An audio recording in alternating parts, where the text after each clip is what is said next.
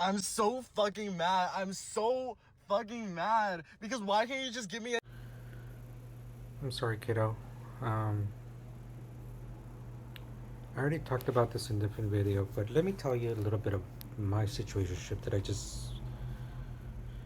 Well, I got out of it 2 years ago, but it's still kind of been fucking with my head and my heart for a while now, and I keep telling myself that I resign myself to that it's not gonna happen this lifetime, maybe not even the next, but because you're going through maybe something similar, let me tell you what happened, and maybe hopefully give you some ideas how to move on because it's not fair to you. Oh, okay. About 3 years ago, I think, I was working at a local grocery store. And I first started as a cashier, then I transitioned to self checkout, and then finally to produce. I met the situationship, let's just call him that. I think I may have bumped into him in my last days as cashier before I transitioned into um, check self checkout, or I may have been covering for somebody. I'm not sure, but I remember him going through my register at one point. But before that, somewhere along the line around there, I remember that I was going to lunch and he was sitting with two of his friends from two different departments, I believe. Yes, two different departments. Um, and he introduced himself to me. He's the one who, hey, my name is da da da. This is and this is. I was like, okay, cool, good to meet you. And I think he engaged me in some conversation during lunch, and that was it. And then um, at the checkout, whenever I was covering and in check and self checkout,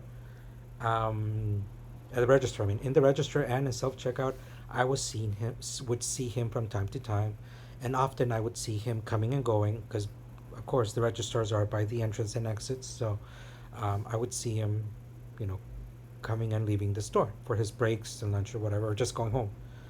And sometimes I think he would wave, I would wave or whatever, and so started to kind of, you know, and then kind of I would start to see him around the store, and I started to pick up on a pattern. It seemed very odd that every time that I would go to the bathroom, or a lot of times, let's put it, a lot of times that I would go to the bathroom, he would go to the bathroom. And I came to know that he liked to sing, so often he would sing some sort of hymn, um, a very romantic style of music, which was kind of odd. Um, he gave me the impression he liked to stim a lot. So anything to do verbally, like he just liked to talk, right? And I remember that a few times while I was having lunch, that he would come into the break room, he would say my name. My name is Mario. So he would say it in the Mario Brothers. Let me put this on silent.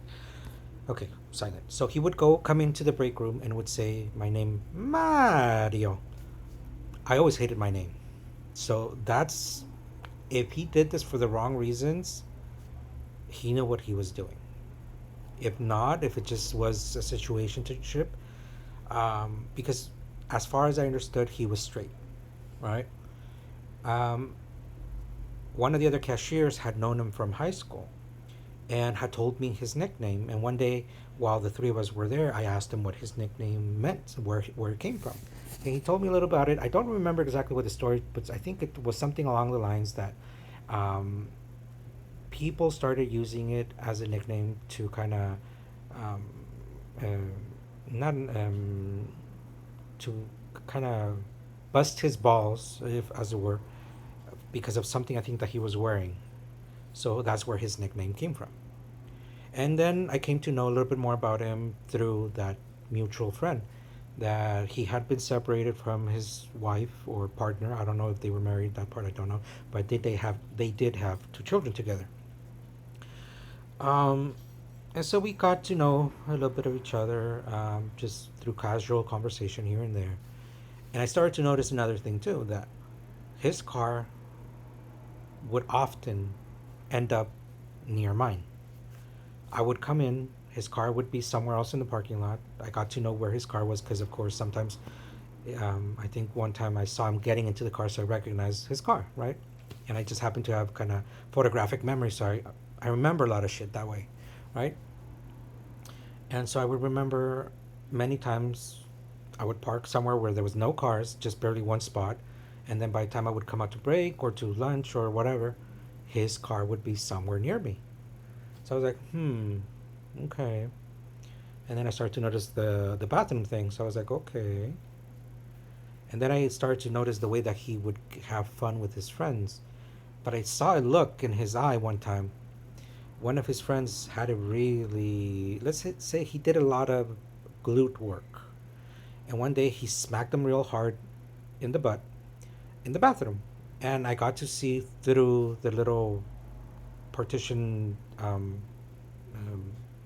gap that it was both of them, because also I heard their voice and they had distinct voice from all the other workers, so I knew who it was and what had happened. But I kind of saw for a second that look at the ass, and then he hit it really hard, and so that was kind of like I was starting to piece it together, right? And so one day I kind of shot my shot. He was working in the deli. He was wearing one of those typical hair nets, and I cracked the joke. There was a trend. There's a trend in Mexican TikTok that has been going on for a while. There's this song that I call it "Esta Loca," but I think it's "Esta Noche" or something like that. And basically, it's somebody recording a very handsome guy to to this song. And so I cracking a joke. I was like, you look just like this trend. And he didn't understand what I was talking about. So I pull it up and I'm showing him the different videos, like a really handsome guys to the soundtrack. And he still didn't kind of get it. So I had to explain it more. I'm like, yeah, with a hairnet, perfect match. And that's when he got me. He said fucking Mario with the biggest smiles and just the eyes were twinkling. I was like, fuck. And so I think in that moment, maybe another conversation, I kind of pushed it a little bit more. Yeah, I recognize that I had a lot to do with it, right? Um, so I told him, "Do you know the Korean heart, finger heart?" And like, "No, what is it?" So I'm like, "It means this." So whenever somebody tells you this, it means love. They're sending you love. And he was like, "Oh, cool." And then I remember one day, I think I was filling in for somebody again on register, which happened to be in front of the first aisle. Now, for his particular job, he's going through the aisles, through specific aisles, putting away specific things. He happened to be in that aisle that was aligned with my register. So I look up after interacting with a customer, and I see that he's staring at me. So I just like reacted automatically, and I was like this, not thinking anything of it. And all of a sudden, he like has a big smile and does the same thing.